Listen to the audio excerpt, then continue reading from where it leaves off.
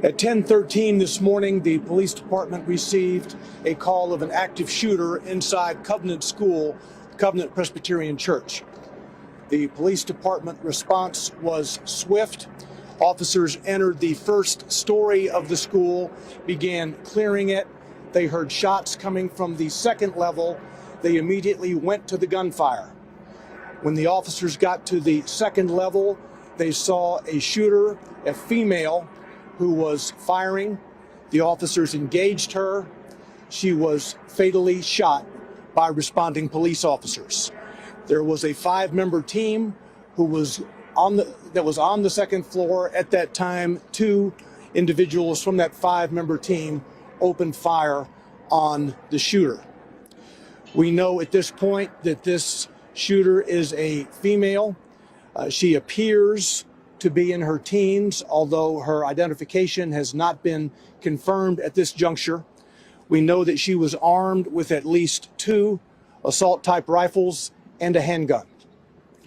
We are efforting now to identify her. She entered the school through a side entrance and traversed her way from the first floor to the second floor, firing multiple shots. We now know that there are 3 students who were fatally wounded, as well as 3 adults inside the school. We are working to identify those victims.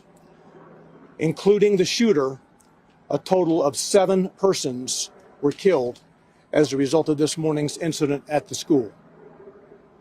By 10:27, the shooter was deceased.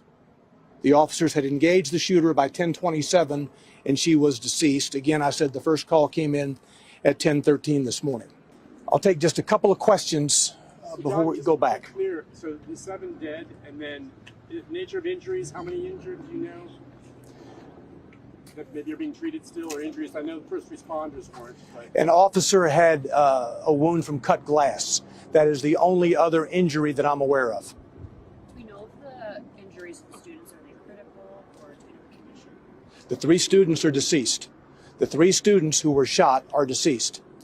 3 staff members who were shot are deceased. That's a total of 6 victims. And then you have the shooter who was engaged by 2 of our police officers, part of a 5-member team, and she is deceased, for a total of 7 individuals. There are no other gunshot victims, non-lethal, that I'm aware of at present. Do you know how many people were shot? Do you know how many people were shot before the police engaged the shooter? No. Do you know if they shot anyone after they engaged the shooter? Do you know if the shooter was able to shoot anyone else? Did the shooter have any connection to the school that we know of? We do not know who she is at this juncture. We're trying to identify her.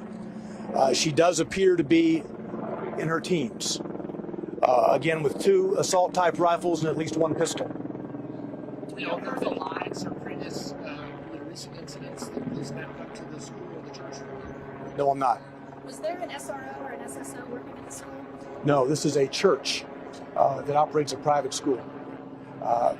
There was no Metro Police personnel assigned to that building at any time.